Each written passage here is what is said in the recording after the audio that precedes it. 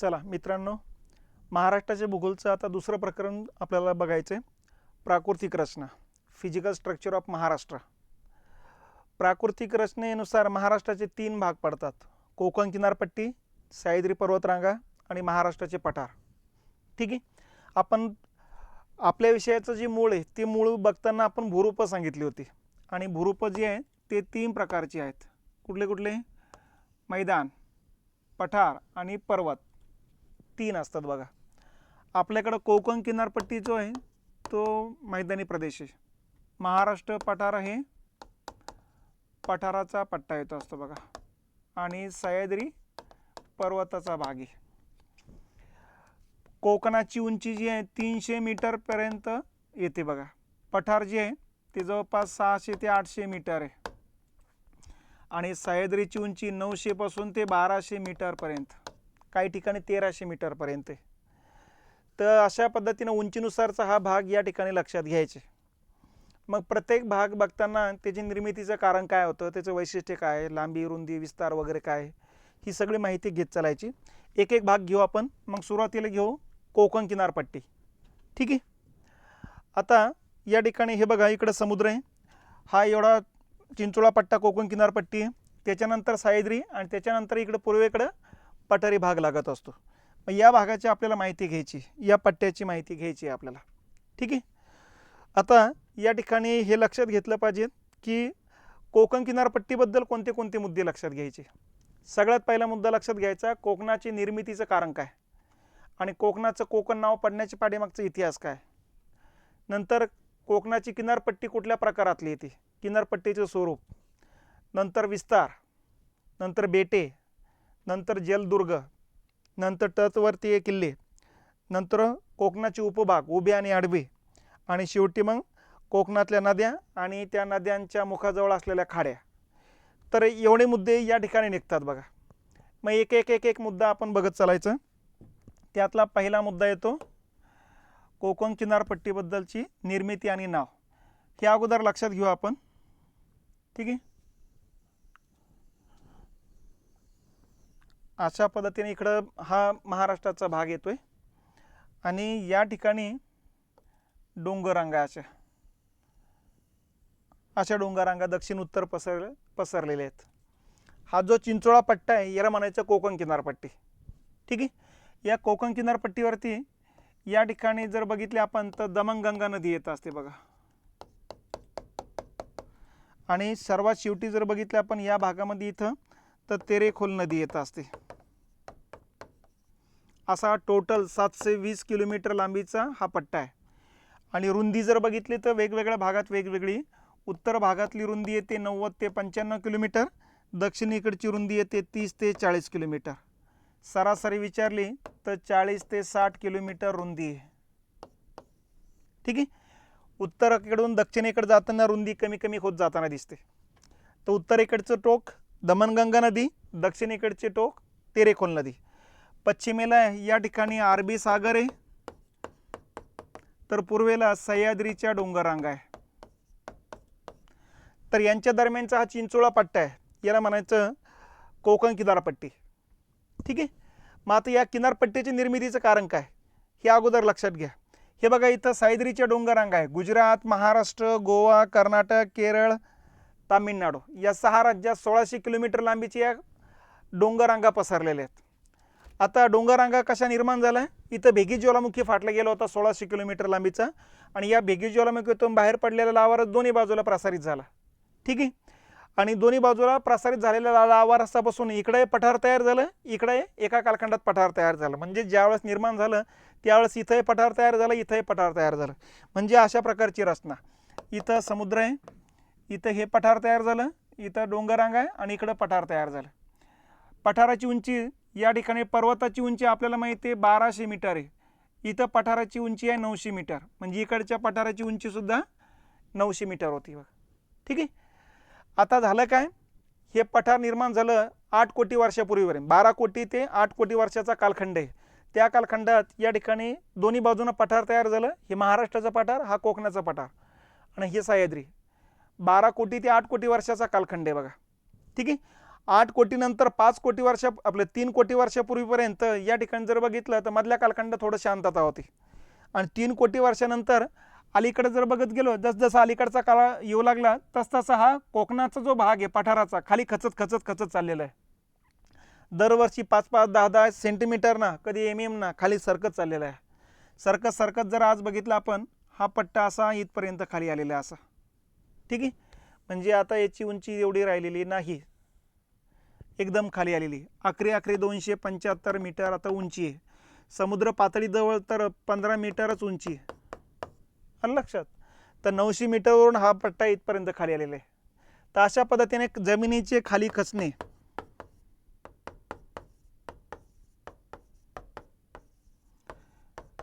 किंवा याला दुसरा शब्द वापरला जातो भूप्रस्तरभंग. जमीन तुकडा पडून खाली खचलेले आहे. तर जमिनीच्या खचल्या गेल्यामुळं कोकणाची निर्मिती आहे. तर भूप्रस्तरभंगामुळे म्हणा किंवा जमिनीच्या खाली खचल्या गेल्यामुळे म्हणा. तर अशा पद्धतीने हा पट्टा खाली खचण्याचे प्रोसेस आज पण चालूच आहे. तर यातून आता 300 मीटरपेक्षा कमी उंचीचा भाग राहिला म्हणून आपण त्याला मैदानी प्रदेश म्हणतो. आता याला कोकणाचा पठार म्हणत नसून कोकणाचा मैदानी प्रदेश म्हणत असतो. तर जमिनीच्या खाली खचण्या गेल्यामुळं कोकणाची निर्मिती आहे. आता या ठिकाणी कोकण नाव पडण्याच्या पाठीमागचं कारण काय? आपल्या या प्रदेशाचं नाव ठेवलेलं आपण कोकण. कोकण नाव पडण्याचं पाठीमागचं जे कारण आहे, या पाठीमागं 2 गट आहेत शास्त्रज्ञांमध्ये. एक गट म्हणतो इथं खाली गोवा आहे, खाली कर्नाटक आहे आणि त्याच्या खाली केरळ आहे. केरळमध्ये चेर घराण्याची राजवट होती बघा, 1000-1500 वर्षे. याच्यामध्ये भरपूर राजे झालेले आहेत. काही राजे बलाढ्य होते. या बलाढ्य राजांना पूर्ण भारताची पश्चिम किनारपट्टी जिंकून घेतली होती आणि त्यावेळेस त्यांनी या किनारपट्टीला नाव दिलं होतं कोंगण. ठीक आहे, महाराष्ट्राची या पट्टीचं नाव ठेवलं त्याने कोंगण. आणि असं म्हटलं जातं कोंगणवरूनच कोंकण नाव पडलं असलं पाहिजे. तर असं शास्त्रज्ञांचे 2 गटापैकी एका गटाचं मत आहे. कारण कोंगण हा मल्याळम भाषेतला शब्द आहे. कारण चेर घराणे केरळमधली आणि केरळची बोली भाषा आपलं जी मातृभाषा आहे त्यांची मल्याळम आहे आणि मल्याळममधला हा शब्द आहे ज्याचा अर्थ होतो मावळत्या सूर्याचा प्रदेश. म्हणजे भारताचा जर नकाशा बघितला आपण असा आहे आणि अशी पश्चिम किनारपट्टी, इथं केरळ असेल, इथं महाराष्ट्र आहे. म्हणजे शेवटी त्यांच्या साम्राज्यामध्ये सर्वात शेवटी सूर्य मावळाचा कोकणामध्ये. आणि म्हणून त्यांनी या पट्ट्याला मावळत्या सूर्याचा प्रदेश त्या अर्थी शब्द ठेवला होता कोंगण. मग कोंगण म्हणता कोंकण नाव पडलं असलं पाहिजेत अशा शास्त्रज्ञांच्या एका गटाचं मत आहे. दुसरा गट काय म्हणतो की कोकणाचं दक्षिणेकडचा भाग असं निमुळता होत जातो आणि एक कोन तयार करतो आणि पूर्वेकडे जाताना सह्याद्रीचा कोन तयार होतो. या 2 कोनादरम्यानचा हा पट्टा आहे. म्हणून मग दक्षिणेकडचा कोन आणि पूर्वेकडचा कोन आणि कोणवरूनच मग कोंकण शब्द तयार झाला असला पाहिजेत असा दुसरा गट म्हणतो. तर अशा पद्धतीनं नावं पडण्याच्या पाठीमागं ही 2 पैकी कुठलं तरी कारण कारणीभूत आहे. ठीक आहे, मग अशा पद्धतीने ही कोकण किनारपट्टी लांबी बघितली 720 आहे, रुंदी सरासरी 40 ते 60 आहे. उत्तरेकडची रुंदी जास्त आहे, दक्षिणेकडची रुंदी कमी होत जाते आणि हा टोटल एरिया येतो 30,728 चौरस किलोमीटर. महाराष्ट्राच्या एकूण क्षेत्रफळाच्या 10% भाग आहे. ठीक आहे, इथं 7 जिल्हे आहेत. सिंधुदुर्ग, वरती रत्नागिरी, त्याच्यावरती रायगड, त्याच्यावरती ठाणे, त्याच्यावरती पालघर आणि या बाजूनं जर बघितलं मुंबई उपनगर आणि मुंबई शहर आहे. अशी 5 जिल्हे, 50 तालुके, 30,728 चौरस किलोमीटर क्षेत्रफळ. महाराष्ट्राचा 10% भाग आहे. रुंदी उत्तरेकडून दक्षिणेकडे जाताना कमी होत जाते. एवढी ही माहिती इथं लक्षात ठेवायची. ठीक आहे, आता पुढचा मुद्दा काय आहे तो लक्षात घ्या. पुढचा मुद्दा आहे की कोकणाचा किनारा कसा आहे. आता जगभरातले जेवढे किनारे आहेत तेवढे किनारे या ठिकाणी टाकलेले आहेत बघा. एक तर जगभरामध्ये जर बघितलं आपण दंतूर प्रकारचा किनारा असतो किंवा अदंतूर असतो, निमग्न असतो किंवा उन्मग्न असतो, रिया प्रकारातला असतो, फियार्ड किंवा डॉल्मेशियम प्रकारातला असतो. बघा सगळ्या प्रकारातले किनारे कसे अगोदर ते समजून घेऊ आणि त्याच्यानंतर मग यापैकी महाराष्ट्रातला कोणत्या प्रकारातला आहे ते समजून घ्यायचं आपल्याला. हे बघा या ठिकाणी आता सगळ्यात पहिलं कुठलं आहे, दंतूर आणि अदंतूर. तर आपली या ठिकाणी किनारपट्टी आता दंतूर म्हणजे कुठली आहे तर अशी किनारपट्टी इथं इकडं समुद्र आहे असं आणि त्या किनारपट्टीवरती जो काही जमीन आहे, खडक जो आहे इथं समजून घ्यायचं मऊ खडक आहे. इथे कटिंग खडक आला, परत इथं मऊ खडक आला, इथं परत कटिंग खडक आला. तर थोडक्यात काय अशा प्रकारची कठीण मऊ खडकाची रचना जर असेल किनारपट्टीवर, कठीण मऊ अशा प्रकारची रचना जर असेल तर समजून घ्यायचं की या ठिकाणी सागरी लाटा वारंवार क्षणाक्षणाला या किनाऱ्याला धडकणार आहे. धडकत असताना मऊ खडकाची झीज होते बघा, कठीण खडकाची तेवढी झीज होत नाही. म्हणून मग या मऊ खडकाच्या पट्ट्यामध्ये समुद्रामध्ये घुसतो आणि कठीण खडक समुद्रात घुसल्यासारखा दिसतो आणि यातून मग अशा प्रकारची किनारपट्टी तयार होते बघा. आलं लक्षात? आणि अशा प्रकारची किनारपट्टी असेल तर दाताच्या आकारासारखी आहे म्हणून दंतूर किनारपट्टी म्हणायची. आलं लक्षात? आणि जर किनारपट्टीवरचा खडक एकाच प्रकारातला आहे, कठीण सर्व तर सारख्याच प्रमाणात झीज होईल आणि किनारपट्टी थोडी अशी तशी होईल, जास्त काही होणार नाही अशी. तर अशा पद्धतीनं अशी किनारपट्टी असेल तर अदंतूर, अशी किनारपट्टी असेल तर दंतूर. ठीक आहे. मग यापैकी महाराष्ट्रातली किनारपट्टी कुठली आहे तर आपली दंतूर किनारपट्टी येते. दंतूर किनारपट्टी म्हणजे समुद्रात घुसलेला एरियासारखा भाग आहे. ठीक आहे. कारण इथं मऊ आणि कठीण खडकाची समांतर रचना आहे आणि म्हणून दंतूर किनारपट्टी निर्माण झालेली आहे. मग आता या दंतूर किनारपट्टीचे फायदे किंवा तोटे काय तर फायदेच जास्त आहे. पहिला फायदा हा आहे की इथं मऊ खडक होता, त्याची झीज झालं आणि समुद्र तिथं घुसले गेलेलं आहे आणि इथला खडकाची झीज होऊन जे काही रेती तयार झाली ही रेती या पट्ट्यात संचित होते किंवा या पट्ट्यात संचित होते बघा. आणि याच ठिकाणी मग बीच, चौपाटी किंवा पुळण तयार होते. पर्यटकांचं आवडीचं क्षेत्र ही बीचचा एरिया असतो. म्हणून अशा पद्धतीनं जिथं दंतूर किनारपट्टी तिथे बीचची संख्या जास्त, जिथं बीच जास्त तिथं पर्यटक जास्त येतात आणि या पर्यटनामुळं परकीय चलन आणि रोजगार मोठ्या प्रमाणात या पट्ट्यातल्या लोकांना मिळत असतो बघा. ठीक आहे. दुसरा फायदा हा आहे की दंतूर किनारपट्टी असेल तर डायरेक्ट किनाऱ्यापर्यंत समुद्र खोल असतो, उथळ नसतो इथं. आलं लक्षात? म्हणून मोठाले जहाज थेट बंदरापर्यंत येऊ शकतात. तिसरा फायदा हा आहे की दंतूर किनारपट्टीमुळे या ठिकाणी बंदरांची निर्मिती करणं सोपं जातं आणि ही बंदरं नैसर्गिक असतात बघा. आलं लक्षात? खोदकाम करून या ठिकाणी काही समुद्रामध्ये घेतलेला नाही, त्यामुळे नैसर्गिक बंदर आहे. बंदरे नैसर्गिक आहे, मोठाले जहाज थेट बंदरापर्यंत येऊ शकतात. नंबर 3, ही बंदर सुरक्षित पण राहतात कारण चक्रीवादळ सागराकडून जरी जमिनीकडे आलं तर इथं या किनारपट्टीला धडकलं जाणार आहे, इथल्या झाडांना धडकलं जाणार आहे, गावांना, घरांना धडकलं जाणार आहे, डोंगरांना धडकलं जाणार आहे. त्यामुळे चक्रीवादळाची गती इथंच कमी होऊन जाते. बंदरापर्यंत जाईपर्यंत चक्रीवादळाची गती क्षीण झालेली, त्यामुळे ती बंदर सुरक्षित राहते. तर हे दंतूर किनारपट्टीचे फायदे असतात बघा. तर आपली किनारपट्टी कुठल्या प्रकारातली आहे? मग दंतूर आहे, अदंतूर नाही आहे, त्यामुळे फायदे जास्त असतात. त्याच्यानंतर किनारपट्टी निमग्न आहे की उन्मग्न आहे, ठीक आहे, ते लक्षात घ्यायचं. आता हे बघा, असं समजून घ्यायचं, ही जमीन आहे आणि इकडं पलीकडं समुद्र आहे असा, बरोबर आहे. आणि किनाऱ्यावरची इथली हेच काही जो काही जमिनीचा पट्टा आहे, किनाऱ्याचा भाग. आता हा किनाऱ्याचा जो भाग आहे, आता हा वरती चालला की खाली चालला, त्याच्यावरून हे दोन प्रकार आहेत बघा. हा किनाऱ्याचा भाग खाली खचत चालला असेल, ठीक आहे, आणि खाली खचत जात जात जात इथपर्यंत आला असेल तर अशा पद्धतीने खाली खचत जाणार किनारपट्टी असेल तर त्याला म्हणायची निमग्न किनारपट्टी. आणि किनाऱ्याचा भाग असा वरती येत चालला असेल असा असा असा तर त्याला म्हणायचं वरती येत चालला असेल तर उन्मग्न किनारपट्टी. किनाऱ्याचा भाग खाली चालला असेल निमग्न किनारपट्टी. तर या ठिकाणी किनाऱ्याच्या भागावर डिपेंड आहे, पलीकडे समुद्र आहे, ही जमीन आहे, बरोबर आहे. जमीन अशी वरती चालली किनाऱ्यावरची उन्मग्न किनारा, किनाऱ्याचा भाग खाली चालला निमग्न किनारा. मग आपली किनारपट्टी दोन्ही प्रकारामध्ये पण येते. मुंबई आणि त्याच्या आसपासच्या परिसरामध्ये या ठिकाणी निमग्न किनारपट्टी म्हणजे जमीन खाली खचत चाललेली, म्हणजे समुद्र जमिनीवर येण्याची शक्यता जास्त आहे तिथं. आणि रत्नागिरी आणि त्याच्या आसपासच्या परिसरामध्ये उन्मग्न किनारा आहे, म्हणजे ती जमीन वरती येत चाललेली आहे आणि आता समुद्र वरतून खाली बघावं लागतं आपल्याला. आलं लक्षात? आणि खालच्या भागामध्ये जमिनीला या ठिकाणी सागरी लाटा धडकून धडकून गुहा वगैरे तयार झालेले आहेत बघा. तर अशा पद्धतीनं उन्मग्न आणि निमग्न हा दोन प्रकार लक्षात ठेवायचा. मग आपल्याकडे दोन्ही प्रकारातली उत्तर कोकण निमग्न किनारपट्टी आहे, दक्षिण कोकण उन्मग्न किनारपट्टी, ठीक आहे. आता तिसरा एक प्रकार आहे रिया किनारपट्टी, फियार्ड आणि डॉल्मेशियन, ठीक आहे.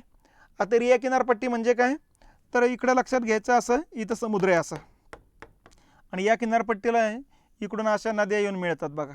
ही एक नदी येऊन मिळते, ही एक नदी येऊन मिळते, ही एक नदी येऊन मिळते. अशा किनारपट्टीला समांतर काटकोनती रूपामध्ये भरपूर नद्या येत असेल आणि सागराचं पाणी या नदीच्या मुखातून आतपर्यंत जात असेल इथपर्यंत जात आहे समजून घ्यायचं. तर अशा किनारपट्टीला म्हणायचं रिया प्रकारातली किनारपट्टी. आलं लक्षात. त्यामुळे असं समुद्रामध्ये जाताना जागोजागी दिसेल तुम्हाला. तर आपली रिया प्रकारातली किनारपट्टी येत असते बघा. ठीक आहे. फियार्ड किनारपट्टी म्हणजे काय, समुद्राला जागोजागी हिमनदी येऊन मिळत असेल आणि हिमनदीच्या मुखातून समुद्राचं पाणी, भरतीचं पाणी घुसत असेल तर फियार्ड किनारपट्टी. आपल्याकडे हिमनद्या नाही आहे, त्यामुळं आपल्याकडे फियार्ड किनारपट्टी कुठंच नाही, टोटल भारतातच नाही कुठं. आलं लक्षात. हां, शीतकटिबंधामध्ये दिसतील. शीतकटिबंधामध्ये हिमनद्या सागराला येऊन मिळत असतात आणि जिथं हिमनद्या येऊन मिळतात तिथे हिमनदीच्या मुखाजवळ सागराचं भरतीचं पाणी मध्ये जात असेल तर फियार्ड किनारपट्टी. नदी येऊन मिळत असेल तरी या किनारपट्टी. आलं लक्षात. आणि तिसरा प्रकार आहे डॉल्मेशियन किनारपट्टी. डॉल्मेशियन किनारपट्टी म्हणजे काय, हिमनद्या असू द्या किंवा नद्या असू द्या, या हिमनद्याने किंवा नदीने आणलेला जो काही गाळ आहे त्या गाळापासून नदी मुखाजवळ किंवा हिमनदीच्या मुखाजवळ बेटं निर्माण झाले असतील तर अशा किनारपट्टीला म्हणायचं डॉल्मेशियन किनारपट्टी. आलं लक्षात. मग आता आपण जर किनारपट्टीवर बघितलं कोकणाच्या, तर डॉल्मेशियन किनारपट्टी इकडे येणार नाही, कारण कोकणातल्या नद्यांची लांबी कमी, गाळ कमी आणतात आणि त्या गाळापासून काही बेटं तयार होत नाही. आलं लक्षात. पूर्व किनारपट्टीवर भारताचे जर बघितलं तर गंगा आणि ब्रह्मपुत्र नदीने आणलेल्या गाळापासून मोर बेटं निर्माण होतात बघा नदीमुखाजवळ. म्हणून मग गंगा आणि ब्रह्मपुत्र नदीच्या मुखाजवळ कोणता किनारा असेल तर डॉल्मेशियन किनारा येईल तो. ठीक आहे. आणि कोकणाचा किनारा जर विचारला तर या प्रकारातला येईल बघा. तर आपल्याकडं कोकणाची किनारपट्टी कशी, यामध्ये विचारलं तर दंतर किनारपट्टी, यामध्ये विचारलं तर दोन्ही प्रकारातली, या तिन्हीमध्ये विचारलं तर या प्रकारातली. ठीक आहे. या दोघांमध्ये विचारताना एक्झॅक्टली उत्तर कोकणातले विचारले तर निमग्न आहे, दक्षिण कोकणात विचारली तर उन्मग्न आहे. तर या पद्धतीनं किनाऱ्याचे हे स्वरूप लक्षात घ्यायचं. ठीक आहे. आता पुढचा जो मुद्दा येतो, आपल्या किनारपट्टीला बेटं पण आहेत, पण ही बेटं काही नदीने आणलेल्या गाळापासूनची नाही. ही बेटं समुद्रात या ठिकाणी अगोदर पर्वतरांगा होत्या, पर्वताच्या शिखराचा भाग म्हणजे ती बेटं आहे ती. ठीक आहे. मग आता उत्तरेकडून दक्षिणेकडे जाताना जी बेटं लागतात, ही बेटं कुठली कुठली असं लक्षात घ्या. अशी किनारपट्टी बघा, इकडं असा मुंबईचा पट्टा आहे, हा खालचा भाग आहे. उत्तरेकडून दक्षिणेकडे जाताना अशी ही 10-11 बेटं लक्षात ठेवायची. इथं मुंबई शहर आहे, हे मुंबई उपनगराचा पट्टा आहे. हा उपनगराच्या पट्ट्यामध्ये इथं मड नावाचं बेट येते, त्याच्याच बाजूला आंबू आहे, त्याच्या बाजूला साष्टी आहे. अशी 3 बेटं मुंबई उपनगर आहेत.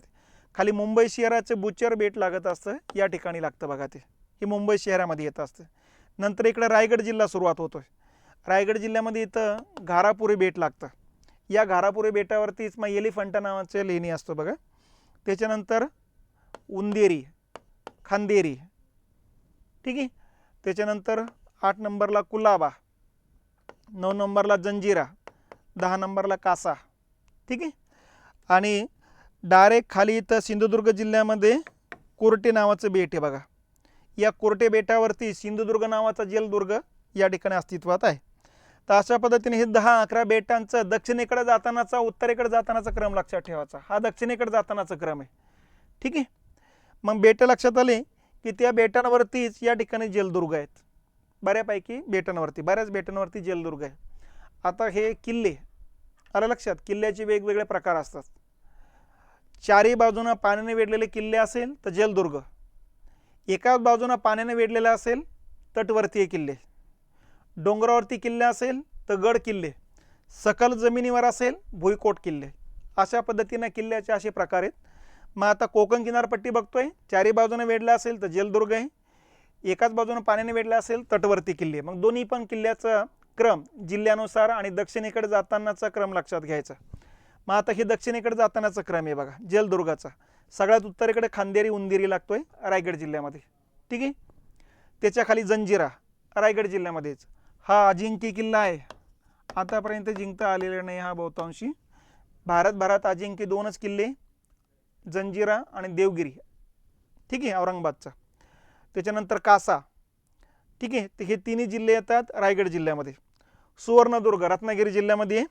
विजयदुर्ग जो आहे तो सिंधुदुर्ग आणि रत्नागिरीच्या बॉर्डरवर आहे, त्यामुळं काही पुस्तकाने रत्नागिरी दिला असेल, बरोबर आहे. काहीने सिंधुदुर्ग जिल्हा दिला, बरोबर आहे. ठीक आहे. आणि शेवटी सिंधुदुर्ग नावाचा जलदुर्ग आहे, कोरटे बेटावरती येतो हा. ठीक आहे, सिंधुदुर्ग जिल्ह्यामध्ये. तर अशा पद्धतीनं हा क्रम लक्षात घ्यायचा. कधी उत्तरेकडे जातानाचा क्रम विचारतात, कधी दक्षिणेकडे. हा दक्षिणेकडे जातानाचा क्रम आहे.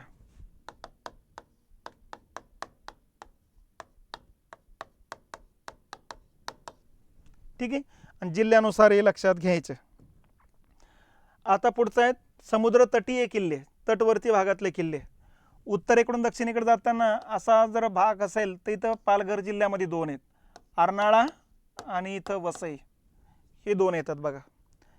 खाली इथं ठाणे जिल्हा आहे आणि याच्या खाली रायगड जिल्हा आहे. रायगड जिल्ह्यात 2 आहेत. कुठले कुठले? द्रोणागिरी, ठीक आहे, आणि चौला. आणि खाली रत्नागिरी आहे. रत्नागिरी जिल्ह्यामध्ये पण 2 आहेत, एक आहे जयगड आणि एक आहे रत्नगड. तर अशा पद्धतीनं दक्षिणेकडे जातानाचा क्रम पण आहे, जिल्ह्यानुसार पण आहे आणि त्यांची नावं पण. अर्नाळा, वसई, द्रोणागिरी, चौल, जयगड आणि रत्नगड असे हे 6 तटवर्तीय किल्ले लक्षात घ्यायचे. ठीक आहे. आता कोकणाचे उपभाग. कोकणाचे आता 2 पद्धतीने उपभाग पडतात, आडवे पण उभे पण. सुरुवातीला आडवे लक्षात घ्यायचे बघा. आता आडवे कोकणाचे 2 उपभाग जे आहेत ते कसे कसे अगोदर ते लक्षात घेऊ. हे बघा, हा कोकणाचा पट्टा आहे. ठीक आहे, इकडून सह्याद्रीच्या डोंगररांगा आहे. सह्याद्री इकडं, इकडं अरबी सागर आहे, बरोबर आहे. इथं तुम्हाला माहिती आहे इथं दमणगंगा नदी आहे. आणि या ठिकाणी जर बघितलं तर तेरेखोल नदी, यांच्या दरम्यानचा हा पट्टा. मग कोकणाचे जे आडवे 2 भाग पडतात, असे 2 आडवे भाग पडतात. याला म्हणायचं दक्षिण कोकण आणि याला म्हणायचं उत्तर कोकण. आता हे 2 भाग कशाच्या आधारे पाडले ते पण लक्षात ठेवा. उत्तरेकडून दक्षिणेकडे जाताना समजून घ्यायचा ते उत्तर भाग आहे आणि इथे समजून घ्यायचा हा दक्षिण भाग आहे. जमिनीची रचना बघा, उत्तरेकडून दक्षिणेकडे जाताना उत्तर भागात जमीन कशी आहे, एकदम सखल आहे. आणि जसा दक्षिण भाग सुरुवात होतो रत्नागिरी आणि सिंधुदुर्ग जिल्हा, इथं जमीन खालीवर खालीवर सुरुवात होती बघा अशी. ठीक आहे, तिकडे जमीन खालीवर खालीवर आहे म्हणून हा खालीवर खालीवर जमिनीचा एक भाग, याला दक्षिण कोकण नाव दिलं. सकल उत्तरेकडचा भाग सकल आहे, याला उत्तर कोकण नाव दिलं. मग आता मूळ मुद्दा हा आहे की इकडे खालीवर खालीवर जमीन काय, तर त्याचं कारण आहे या ठिकाणी पावसाचं प्रमाण जास्त आहे. ठीक आहे, जवळपास 250 ते 300 सेंटीमीटर पाऊस पडतो या पट्ट्यामध्ये. आणि या पट्ट्यामध्ये पावसाचं प्रमाण कमी, 200 ते जवळपास आपले 150 ते 200 सेंटीमीटर पाऊस पडत असतो. आलं लक्षात. इकडे पाऊस या ठिकाणी कमी आहे, या भागात पाऊस जास्त आहे. त्यामुळे तो ओहोळ, नद्या, नाले, ओढे इकडे जास्त आहे म्हणून इकडे खालीवर खालीवर जमीन लागते दक्षिणेकडे. आणि उत्तरेकडचा पाऊस कमी म्हणून सकल जमीन लागते. ठीक आहे, मग अशा पद्धतीने आपण भूरचनेच्या आधारे 2 भाग पाडले, उत्तर कोकण, दक्षिण कोकण. उत्तर कोकणात पाऊस कमी आहे म्हणून या ठिकाणी तांबड्या रंगाची माती येते किंवा लाल रंगाची म्हणून. इथं पाऊस खूपच जास्त आहे म्हणून इथं जांभ्या रंगाची माती येते, विटकरी रंगाची माती म्हणू किंवा लॅटराइट सॉइल म्हणू आपण त्याला. या मातीचा पीएच जो असतो तो 5 ते 6 असतो. ठीक आहे, आणि जांभ्या मातीचा पीएच जो असतो तो जवळपास 4 ते 5 पीएच असतो बघा. त्यामुळं या भागामध्ये जर बघितलं आपण तर पीएच खूप कमी आहे. त्यामुळे ही सर्वात कमी सुपीक माती असते. महाराष्ट्रातली सर्वात कमी सुपीक माती कुठली, तर जांभी माती. आलं लक्षात. या मातीमध्ये फक्त फळं आणि मसालेच येणार आहे, दुसरं काहीही येणार नाही. ठीक आहे, आणि या मातीतला पीएच थोडा बऱ्यापैकी जास्त आहे म्हणून इथं तांदूळ घेतला जाणार आहे. ठीक आहे, ॲसिडिक सॉईल म्हणतो आपण याला. 6 पेक्षा कमी पीएच असेल ते ॲसिडिक सॉईल असते. ठीक आहे, पीएच नेहमी लक्षात ठेवायचा. पीएच म्हणजे प्रयोगशाळेतली एक फूटपट्टी ज्याच्यामध्ये 1 पासून ते 14 पर्यंत अंक असतात. 6 ते 8चा अंक असेल तर न्यूट्रल माती म्हणतो आपण, उदासीन माती. ठीक आहे, 6 ते 1 ते 6च्या दरम्यान असेल तर त्याला म्हणतो आम्लधर्मी माती. ठीक आहे, आणि 8 पेक्षा जास्त असेल तर त्याला म्हणायचं आम्लारी धर्मी माती. तर असे मातीचे 3 प्रकार असतात. उदासीन मातीमध्ये सगळ्या प्रकारची पिके येतात कारण सगळ्या प्रकारची मूलद्रव्ये अस्तित्वात असतात. आम्लधर्मी मातीमध्ये पाऊस जास्त असल्यामुळे सेंद्रिय पदार्थ वाहून जातात, मातीमध्ये जड कण थांबतात, लोखंडाचे कण थांबतात म्हणून या मातीमध्ये लोखंड, ॲल्युमिनियम, मॅग्नेज यांचं प्रमाण जास्त असतं. ठीक आहे. आणि 8पेक्षा अधिक pH असेल तर ती बेसिक सॉईल आहे, म्हणजे या ठिकाणी ती बेसिक सॉईल आहे म्हणजे आम्लधर्मी माती आहे. त्यामुळे साहजिकच आहे याच्यामध्ये सुद्धा या ठिकाणी जिप्सम वगैरे यांची कमतरता असते बघा. म्हणून त्याही मातीत जास्त काही येत नाही, याही मातीत जास्त काही येत नाही. या मातीत सगळ्या प्रकारची पिके येत असतात. तर pH मध्ये हा कमी आहे आणि हा सर्वात कमी pH आहे. तर दोन्ही प्रकारची माती आम्लधर्मी आहे, फक्त हे कमी हे जास्त तीव्र असं लक्षात घ्यायचं. म्हणून इथं फळ आणि मसाल्याचे येणार आहे, तांदूळ काही जास्त येणार नाही आणि इकडे तांदूळच घेतला जाणार आहे. हा भाताचा पट्टा, हा मसाल्याचा पट्टा, ठीक आहे. आणि फळामध्ये पण आंबा, काजू, सुपारी, अननस, फणस, नारळ, जांभूळ ही फळ पिकं या पट्ट्यामध्ये येतात. तर अशा पद्धतीनं दक्षिण कोकणाचे असे उत्तर कोकण, दक्षिण कोकण असे आडवे दोन भाग आहेत. उत्तर कोकणाचा जो किनारा आहे तो तुम्हाला सांगितलेला आहे निमग्न प्रकारातला येतो आणि दक्षिण कोकणाचा जो किनारा आहे तो उन्मग्न प्रकारामध्ये येतो असतो बघा. तर या पद्धतीनं या ठिकाणी हे लक्षात घ्या. मग आता आडवे जे दोन भाग आहेत हे कुठले कुठले आहेत? एक आहे उत्तर कोकण, एक आहे दक्षिण कोकण. जिल्हे उत्तर कोकणामध्ये पालघर, ठाणे, मुंबई शहर, मुंबई उपनगर, रायगड 5 जिल्हे आहेत. दक्षिण कोकणात रत्नागिरी आणि सिंधुदुर्ग 2 जिल्हे आहेत. रुंदी कोकणाची, उत्तर कोकणाची रुंदी 90 ते 95 आहे, दक्षिणेची 30 ते 40 किलोमीटर आहे. किनारा उत्तरेकडे निमग्न आहे, दक्षिणेकडे उन्मग्न. पाऊस उत्तरेकडे 150 200, इकडे 250 ते 300 सेंटीमीटर आहे. मृदा उत्तरेकडे तांबडी माती आहे, दक्षिणेकडे जांभी आहे. पिकं उत्तरेकडे तांदूळ, चिकू आणि केळी आहे, दक्षिणेकडे फळं आणि मसाले आहेत. तर अशा पद्धतीनं कोकणाचे उपभाग आडव्या स्वरूपातले लक्षात घेतले पाहिजेत. तर हे उत्तरेकडून दक्षिणेकडे जाताना हा पट्टा बघा, उत्तर कोकण हा दक्षिण कोकण खालीवर खालीवर आहे. त्याच्यानंतर मग पुढचा भाग येतो कोकणाचे उभे उपभाग, ठीक आहे. आता उभे उपभाग कसे ते पण लक्षात घ्या. हे बघा, इकडं अरबी समुद्र आहे, हा इथं कोकण आहे हा टोटल, आणि इकडं सह्याद्रीच्या डोंगररांगा लागतात. तर इथून या ठिकाणी इथपर्यंत कोकण आहे, बरोबर आहे. या भागाचे परत दोन भाग पाडले जाते, हा एक भाग आणि हा एक भाग. आता इकडचा जो भाग आहे हा एकदम समुद्राच्या पातळीलगतचा भाग आहे, हा खाली आहे म्हणून याला म्हणायचं खलाटी. आता पूर्वेकडे जाताना डोंगराकडे चाललो त्यामुळे हा भाग वरती वरती होत चालला म्हणून याला म्हणायचं वलाटी. तर अशा पद्धतीने कोकणाचे उभे दोन भाग पाडले जातात, ही खलाटी वलाटी, ठीक आहे. मग आता इथं होतं काय, याची उंची जर बघितली तर 15 मीटरच आहे, याची उंची जर बघितली तर 275 मीटर आहे, ठीक आहे. मग इकडूनच वारे येतात, ढग येतात, हे ढग इथं अडवले जातात, इथं प्रचंड पाऊस पडतो. इथं पावसाचं प्रमाण असतं 300 ते 400 सेंटीमीटर या पट्ट्यामध्ये, वलाटी पट्ट्यामध्ये, कारण वरचा भाग येतो. आणि या पट्ट्यामध्ये पावसाचं प्रमाण असतं 150 ते 200. या पट्ट्यात पाऊस कमी असतो. इकडे पाऊस जास्त आहे म्हणून इथं जांभी माती आहे, सह्याद्रीला लागून असलेल्या पश्चिम किनारपट्टीला जांभी माती असते. आणि इथं पडणारा पावसाचा थेंब ना थेंब इकडे येतो, त्या पावसासोबत मातीचे कण येतात. इथं गाळाची माती आहे. मग तर खलाटी भागात गाळाची माती आहे, वलाटी भागात जांभी माती. जांभ्या मातीत तुम्हाला सांगितलेले फळ आणि मसाल्याचे येणार आहे, दुसरं काही येणार नाही इथं.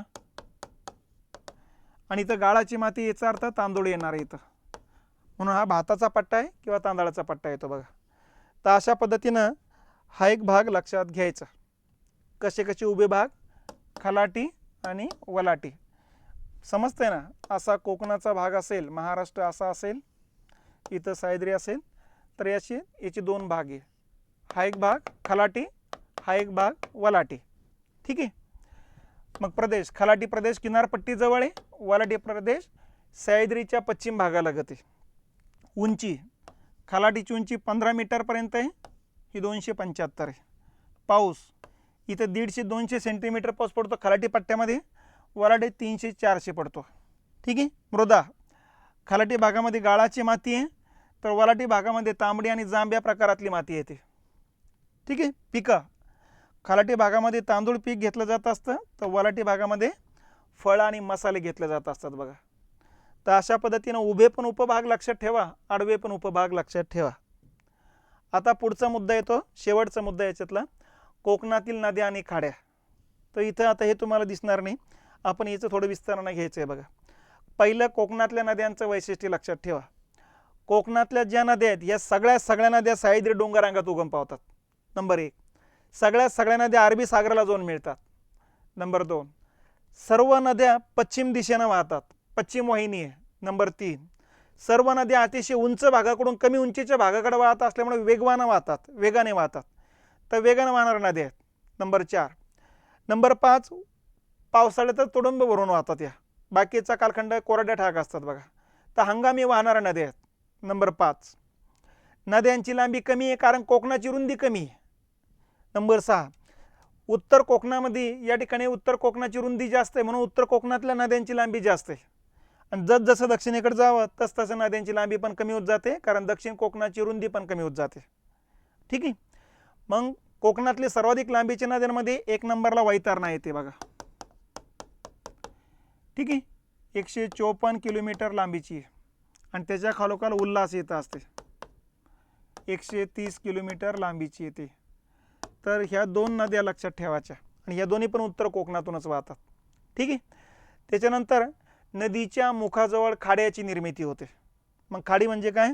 अशी नदी येत असते सागराला, इथं सागर असेल तर सागराचं भरतीचं पाणी नदीच्या मुखातून आत जातं. मग आता समजून घ्यायचं इथपर्यंत पाणी जातं तर इथपर्यंतचं एरिया म्हणजे खाडी आहे. मग इकडं नदीतलं पाणी इकडे येत असताना हे पाणी गोडं असतं बघा. हा गोड्या पाणीचा पट्टा आहे. सागरातलं पाणी खारे पाणी आहे बघा. ठीक आहे. आणि या पट्ट्यातलं पाणी जे आहे निमखारं पाणी आहे. हे असं लक्षात घ्यायचं. मग आता या ठिकाणी लक्षात घेतलं पाहिजे निमखाऱ्या पाण्यामध्ये कोळंबी नावाचा मासा मोठ्या प्रमाणात पैदास होतो. मग जिथं खाडे आहेत तिथं कोळंबी मासा जास्त आहे. म्हणून आपण बघितलं 2022-23 या वर्षामध्ये सर्वात जास्त आपण कोळंबी मासा निर्यात केलेला आहे. आणि सर्वात जास्त निर्यात केला अमेरिकेला. अमेरिका 2 नंबर चायना आहे, 3 नंबर युरोपियन युनियन आहे. तर हा अतिशय चवदार मासा मानला जातो असतो कोळंबी मासा. ठीक आहे. याचाच कोळंबी मासा आपण सुकवला आणि या ठिकाणी तर तो वापरला कोरडा करून तर त्याला आपण झिंगे म्हणत असतो बघा. तर अशा पद्धतीनं या ठिकाणी ह्या खाड्या असतात बघा. तर नदीच्या मुखाजवळ खाडे असेल किंवा गाळ आणला असेल तर त्रिभुज प्रदेश तयार होईल. तर आपल्याकडे नद्यांना गाळ कमी आणतात त्यामुळे खाड्या तयार होतात बघा. ठीक आहे. तर खाडी म्हणजे काय? सागराचं भरतीचं पाणी नदीच्या मुखातून जिथपर्यंत आत जाते तेवढा प्रदेश म्हणजे खाडी. मग या खाडीजवळ एखादं गाव असेल तर त्या गावाचं नाव या खाडीला देतात बघा. म्हणून असं इकडे बघा हे नाव डहाणूची खाडी, दातीवाराची खाडी गावाचे नाव आहेत ही. आलं लक्षात? आणि कधी जिथं गाव नसेल तर मग त्या नदीचं नाव खाडीला देतात बघा. इकडे बघा तेरेखोलची खाडी, तेरेखोल नदीचंच नाव आहे. आलं लक्षात? त्याच्यानंतर देवगडची खाडी, देवगड नदीचंच नाव आहे. तर खाडीजवळ गाव असेल तर गावाचं नाव आणि गाव नसेल तर नदीचं नाव त्या खाड्यांना देतात बघा. मग आता या ठिकाणी उत्तरेकडून दक्षिणेकडे जाताना या नद्यांचा क्रम लक्षात ठेवा. नंबर 1 जिल्ह्यानुसार हे लक्षात ठेवा. नंबर 2 दक्षिणेकडे जातानाचा क्रम हे लक्षात ठेवा. मग आता उत्तरेकडून दक्षिणेकडे जाताना पहिलं पालघर लागेल, नंतर ठाणे लागेल, रायगड, रत्नागिरी, सिंधुदुर्ग. मग पहिलं पालघर आहे. पालघर जिल्हा असं समजून घ्यायचं आहे सह्याद्री इकडं आणि इकडं समुद्र आहे असं. सह्याद्रीमध्ये पहिली नदी जाऊन मिळत असते इथं दमनगंगा. त्याच्याच बाजूने अशी वाहत असते सूर्या. या बाजूने अशी करत जात असते वैतरणा. या बाजूने येत असते तानसा. या एवढ्या नद्या येतात पालघर जिल्ह्यातला. मग हा एवढा पालघर जिल्हा आहे असा. ठीक आहे. आता या नदीच्या मुखाजवळ जर बघितलं आपण तर इथं थोडं दक्षिणेकडं डहाणूची खाडी आहे आणि या तिन्ही नद्याच्या मुखाजवळ इथं दातीवाराची खाडी आहे. ठीक आहे. मग खाली येतो ठाणे जिल्हा. आपण असंच चालू देऊ. ठाणे जिल्ह्यामध्ये जर बघितलं आपण तर इथून असं करत करत करत जाणार नदी आहे उल्हास. ठीक आहे. इलाच उल्हासलाच या बाजूने येऊन मिळत असते अशी मुरबाडी. या बाजूने येऊन मिळते काळू. या बाजूने येऊन मिळत असते भातसई. या 4 नद्या लक्षात ठेवायच्या ठाणे जिल्ह्यातल्या. आणि या नदीचे 2 प्रवाह तयार होतात. मग असा एक प्रवाह इकडून येतो, एक प्रवाह इथं. इथं मुंबई उपनगर, मुंबई शहर आहे असं. मग इकडून जो प्रवाह आहे या प्रवाहावरती वसई नावाचं गाव आहे म्हणून याला म्हणायचं वसईची खाडी, आणि इकडच्या शाखेवरती इथं ठाणे शहर आहे म्हणून याला म्हणायची ठाण्याची खाडी. तर ठाण्याच्या खाडीचा समावेश रामसर यादीत करण्यात आलेला आहे. आत्ता हे एक लक्षात असू द्या, 2022ला रामसर यादीत समावेश झालेला आहे. रामसर यादी दलदलयुक्त प्रदेशातील जीवजंतूंचं संरक्षण करणारी यादी असते. रामसर हे इराणमधलं शहर आहे. त्या ठिकाणी दलदलयुक्त प्रदेशातील जीवजंतूंच्या संरक्षणासाठी यादी घोषित करायला सुरुवात झाली, ज्याला रामसर यादी म्हणतात. या यादीमध्ये भारतातले 75 स्थळे आणि महाराष्ट्रातले 3 स्थळांचा समावेश आहे. त्यापैकी पहिलं स्थळ येतं नांदूर मधमेश्वर पक्षी अभयारण्य, नाशिक जिल्ह्यामध्ये 2019ला समावेश झाले. लोणार सरोवराचा 2020ला समावेश झाला आणि 2022ला ठाणे जिल्ह्यातल्या ठाणे खाडीचा समावेश झालेला आहे. ठीक आहे. तर अशा पद्धतीने नद्याही बघत चला, त्याचं काही वैशिष्ट्य असेल तेही लक्षात घेत चला, आणि जिल्ह्यानुसार पण चला. हा पालघर जिल्हा, हा ठाणे जिल्हा, आणि त्यांच्या खाड्या पण लक्षात घेत चालायच्या. ठीक आहे. त्याच्यानंतर पुढचा रायगड जिल्हा लागतो बघा. तर रायगड जिल्ह्यामध्ये आपण जर बघितलं उत्तरेकडून दक्षिणेकडे जाताना या ठिकाणी असं जर बघितलं आपण, सर्वात उत्तरेकडून अशी जाते, इथं पाताळगंगा, बाजूलाच वाहत असते आंबा, नंतर कुंडलिका, त्याच्यानंतर काल, आणि नंतर सावित्री. सावित्रीच्या दक्षिणेकडे रत्नागिरी आहे, उत्तरेकडे रायगड जिल्हा आहे. तर अशा पद्धतीनं इकडं रायगडमध्ये टाकू शकता, रत्नागिरीमध्ये टाकू शकता. तर या रायगड जिल्ह्यातल्या नद्या आहेत या. ठीक आहे. यापैकी पाताळगंगा नदीच्या मुखाजवळ पनवेलची खाडी, इथं अंबा नदी काठीजवळ धरमतरची खाडी आहे. कुंडलिका नदीच्या मुखाजवळ रोहाची खाडी आहे. काल नदीजवळ राजापुरीची खाडी आहे, आणि सावित्री नदीच्या मुखाजवळ बानकोटची खाडी आहे. अशा खाड्यांचा क्रम लक्षात ठेवायचा. ठीक आहे. त्याच्यानंतर जर बघितलं आपण तर त्याच्या खाली रत्नागिरी जिल्हा येतो असतो बघा. हा रत्नागिरी जिल्हा आहे. आता खाली पावसाचं प्रमाण वाढतंय, त्यामुळे नद्यांची संख्या पण वाढत जाणारच, बरोबर आहे. सर्वात उत्तरेकडं इथं आपण बघितलेलं आहे. आता खालचा जो पट्टा आहे रत्नागिरी सुरुवात होतो, इथं भारजा नदी लागते. ठीक आहे. भारजा नदीच्या खाली हिला जाऊन मिळते जोग, अशी येते जगबुडी, त्याच्यानंतर येते वशिष्ठी, त्याच्यानंतर येते शास्त्री. ठीक आहे. त्याच्यानंतर येते काजळी, नंतर येते मुंचकुंडी, नंतर येते काजवी. तर या येतात रत्नागिरी जिल्ह्यातल्या नद्या. मग भारजा नदीच्या मुखाजवळ येते केळशीची खाडी. ठीक आहे. वशिष्ठी जगबुडी यांच्याजवळ येते दाभोळची खाडी. शास्त्री नदीकाठी जयगडची खाडी. काजळी नदीकाठीजवळ भाट्याची खाडी. मुंचकुंडी नदीच्या मुखाजवळ पूर्णगडची खाडी, आणि काजवी नदीकाठीजवळ जैतापूरची खाडी.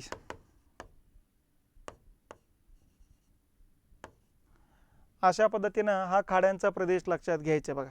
या नद्या, या खाड्या ह्या येतात रत्नागिरी जिल्ह्यातल्या नद्या आहेत या. आणि त्याच्या पलीकडे जर बघितलं आपण तर इकडे येतात मग सिंधुदुर्ग जिल्हा आहे खाली. मग आपण असं लक्षात घ्यायचं, हा सिंधुदुर्ग जिल्हा आहे. सिंधुदुर्ग जिल्ह्याच्या बॉर्डरवरून वाहते शुक नदी, यालाच म्हणायचं वाघोटण. ठीक आहे. नंतर वाहत असते देवगड, त्याच्यानंतर गड, नंतर आचरा, नंतर देवगड, नंतर आचरा आहे, त्याच्यानंतर येते गड, नंतर येते कर्ली आणि शेवटी येते तेरेखोल. तर या सिंधुदुर्ग जिल्ह्यातल्या नद्या आहेत. इथं शुक नदीजवळ विजयदुर्गची खाडी येत असते बघा. देवगडजवळ देवगडचीच खाडी आहे. आचऱ्याजवळ आचराची खाडी आहे. गड नदीच्या मुखाजवळ कालावलीची खाडी लागते बघा. कर्ली नदीच्या मुखाजवळ कर्लीची खाडी आहे आणि तेरेखोल नदीच्या मुखाजवळ तेरेखोलचीच खाडी आहे. तर हा सिंधुदुर्ग जिल्हा येतो असतो. ठीक आहे. या सिंधुदुर्ग जिल्ह्यातल्या नद्या आणि खाड्यांचा क्रम लक्षात ठेवा. तर ह्या महत्त्वाच्या नद्या आहेत बघा. या दिसत असतील तर या पद्धतीने बघा. नसतं मग या ठिकाणी आपण आत्ता बघितलेल्याचे या पद्धतीने लक्षात ठेवायचं. असा हा कोकणाचा पट्टा येतो असतो बघा. इथं नद्यांची यादी दिलेली आहे. हे बघा, हे खाड्या आहे, इथं नद्या आहे आणि समोर जिल्हे आहेत. ठीक आहे. दातीवारा, तानसा, वैतरणा पालघरमध्ये, वसई, उल्हास पालघरमध्ये. हे बघा, उल्हास नदीवर वसईची पण खाडी आहे, ठाण्याची पण खाडी आहे. ठीक आहे. मनोरी, मालाड, माहीम मुंबई उपनगरातल्या खाड्या लागतात या. नंतर पनवेल पाताळगंगा नदीवर आहे. धरमतर, अंबा नदी, रोहा, कुंडलिका, राजापुरी, काळ आणि बाणकोट, सावित्री रायगड जिल्ह्यातल्या नद्या आणि खाड्या. कोळशी खाडी भारजा नदीजवळ आहे. दाभोळची खाडी वशिष्ठी, जयगडची खाडी शास्त्री, भाट्टीची खाडी काजळी. ठीक आहे.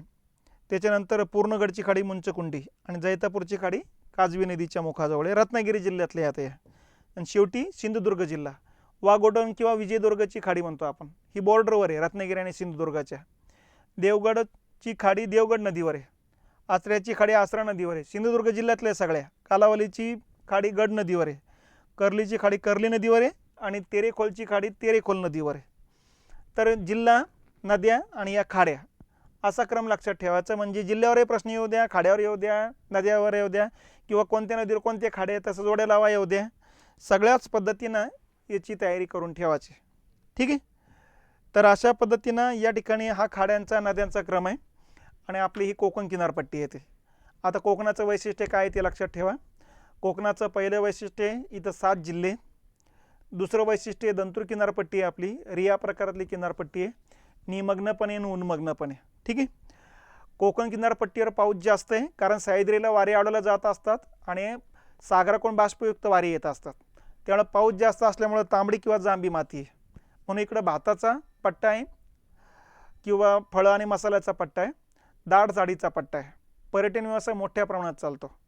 पर्यटन हिरवगाळ असलेल्या झाडांमुळं किंवा समुद्र किनाऱ्यामुळे पर्यटनामुळे रोजगार मिळतो, परकीय चलन मिळत असतं बघा. ठीक आहे.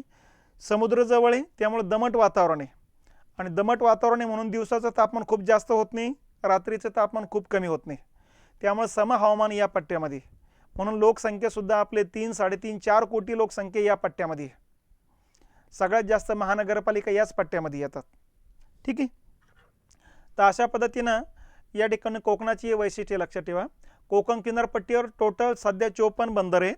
त्यापैकी मुंबई आणि न्हावा आंतरराष्ट्रीय स्तरावरची बंदर आहे.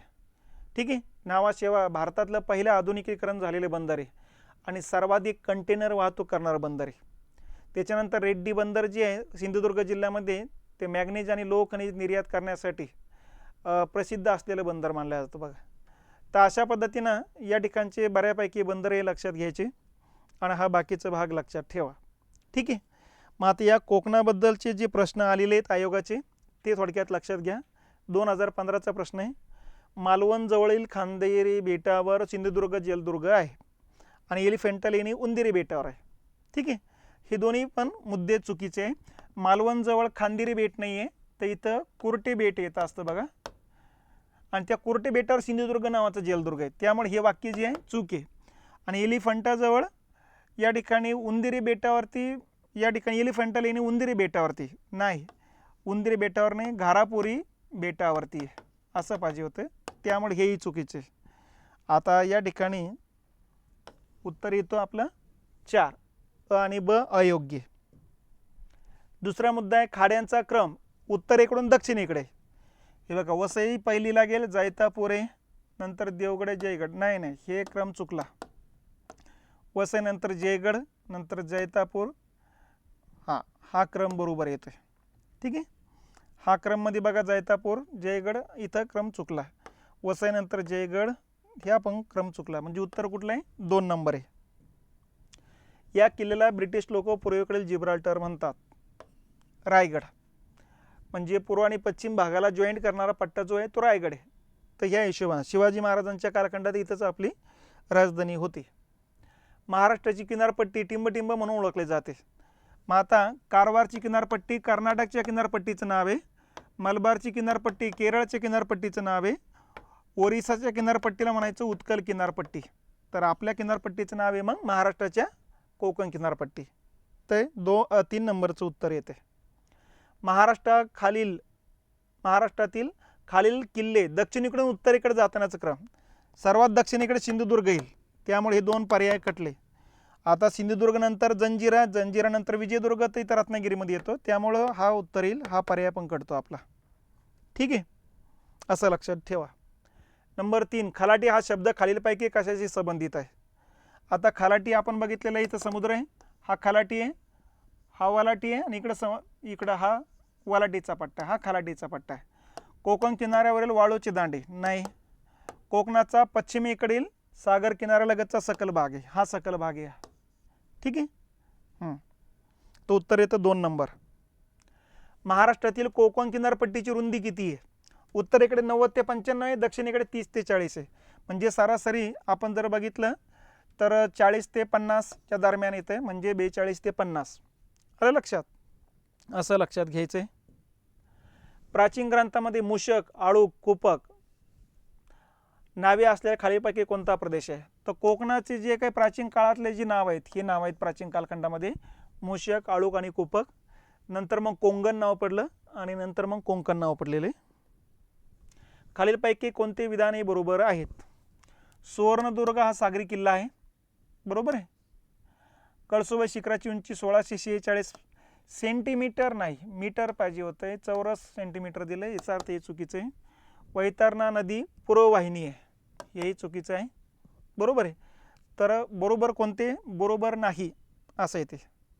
बरोबर कुठलं नाही? मग ब आणि क बरोबर नाही, हे नाही म्हणता येते. तर ब आणि क बरोबर नाही, असं लक्षात घ्या. प्राकृतिक विविधतेमुळे कोकणाचे कोणते 2 उपभाग पडतात? उत्तर कोकण, दक्षिण कोकण हे उपभाग पडतात बघा.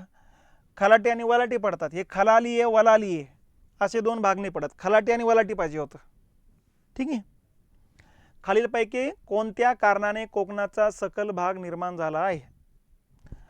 अरबी समुद्र किनारा उंचावल्याने की महाराष्ट्र पठाराचा पश्चिमेकडचा भाग खाली कसल्याने? तर कोकणाचा भाग जो आहे सकल बनण्याचा पाठीमागं खाली कसणे हे आपण बघितलेलं आहे सुरुवातीलाच, हे त्याचं उत्तर येतं बघा. खालीलपैकी कोणत्या किनाऱ्याचा प्रकार कोकणात आढळतो? मग हे 3 प्रकारापैकी आपल्याकडे कुठला आहे? मग रिया, शीतकटिबंधात फियार्ड, आणि या दोन्ही पैकी कुठं जिथं बेटा असतील मुखाजवळ तर मग डॉल्मेशियन. तर आपलं रिया येतो आपलं उत्तर. खालीलपैकी कोणती नदी पश्चिम वाहिनी नाही? वैतरणा पश्चिम वाहिनी आहे, कोकणातली आहे. तानसा कोकणातली आहे, शास्त्री कोकणातली आहे. कोयना पठारावरची नदी ती पूर्व वाहिनी आहे, आणि ही कृष्णा नदीची उपनदी. उत्तरेकडून दक्षिणेकडे रत्नागिरी जिल्ह्यातल्या नद्यांचा क्रम आहे. रत्नागिरीमध्ये आता सावित्री बॉर्डरवर आहे, घेता येईल त्याला सावित्री, नंतर भारजा, नंतर जोग, हाच पर्याय बरोबर आहे. आता इथं वशिष्ठी जोग वरतून येते, त्यामुळं हा पर्याय असं पाहिजे होतं. भारजा त्याच्या पलीकडे आहे आणि सावित्री त्याच्या पलीकडे, हा उलटा क्रम झाला. ठीक आहे, 1 नंबर उत्तर बरोबर आहे. त्याच्यानंतर कोकणाची उत्तर व दक्षिण सीमा या ठिकाणी टिंबटिंब यांनी निश्चित केलेली आहे. कोकणाची उत्तर सीमा कुठे आहे? दमणगंगा आहे, दक्षिण सीमा तेरेखोल आहे. या 2 नद्या दरम्यानचा पट्ट्याला कोकण म्हणायचे आपण. महाराष्ट्रातील खालील खाड्यांचा दक्षिणेकडून उत्तरेकडचा क्रम आहे. आपल्या उत्तरेकडून दक्षिणेकडे सवा असेल ती इकडून बघा, मग आलं लक्षात. दक्षिणेकडून उत्तरेकडे जाताना हे येणारच नाही, हा पर्याय येणारच नाही. ठीक आहे. आता दक्षिणेकडे सगळ्यात अगोदर तेरेखोल येईल, हे उत्तर येईल बघा. हे विजयदुर्ग, नंतर दाभोळ, नंतर राजापुरी, हे 1 नंबर येते बघा. ठीक आहे, सर्वात दक्षिणेकडे तेरेखोल आहे. खाडे आणि नद्यांचे योग्य जोड्या. मनोरी जी काही खाडी आहे ते दहिसरमध्ये येते. भाट्टे जी आहे ते काजळी आहे. ठीक आहे. काजवी, जैतापूर काजवी आणि धरमतर पाताळगंगा. ठीक आहे. या पद्धतीने जर बघितलं तर कुठलं उत्तर येतंय? 3, 1, 4, 2. ठीक आहे. सॉरी. कोकण विभागातील नद्यांचा उत्तरेकडून दक्षिणेकडे असणारा क्रम. नद्या आहे उत्तरेकडून दक्षिणेकडे, मग सगळ्यात उत्तरेकडे कुठली येईल आता? इथं वैतरणा येईल 1 नंबरला, 2 नंबरला उल्हास येईल. ठीक आहे. 3 नंबरला सावित्री येईल, 4 नंबरला वशिष्ठ येईल. अ क ब ड हे उत्तर येते. नद्या आपल्या डोळ्यासमोर यायला पाहिजेत बघा, तरच उत्तर जमेल ते. खालील खाड्यांचा कोणता क्रम उत्तरेकडून दक्षिणेकडे बरोबर आहे? आता खाड्या आहेत. वसई आहे उत्तरेकडं, नंतर जैतापूर, नंतर देवगड, नंतर जयगड. नाही, हे नाही बसणार. वसई नंतर जयगड, नंतर जैतापूर, नंतर देवगड. हा मुद्दा येतो. ठीक आहे. त्याच्यानंतर पुढील विधानापैकी कोणते विधान योग्य आहे? महाराष्ट्राच्या पश्चिमेकडे वाहणाऱ्या नद्यांचा क्रम उत्तरेकडून दक्षिणेकडे दमणगंगा, ठीक आहे, उल्हास, नंतर वैतरणा, वशिष्ठी, सावित्री, कार्ली असे आहे. ते हे बघा, वैतरणा इथं पाहिजे होते, तर हा क्रम काही बरोबर नाही. भातसा, काळू, उल्हास नदीच्या उपनद्या आहेत, हे बरोबर आहे. तर मग फक्त ब बरोबर आहे. ठीक आहे. कोकणातील या नद्या जास्त लांबीच्या आहेत. तर आत्ताच बोललेले आपण वैतरणा आणि उल्हास. वैतरणा 154 किलोमीटर लांबीची आहे, उल्हास 130 किलोमीटर लांबीची आहे. ठीक आहे. तर ही झाली कोकणाची माहिती. आता पुढं आपण सह्याद्री आणि महाराष्ट्राच्या पठाराची माहिती घेऊ.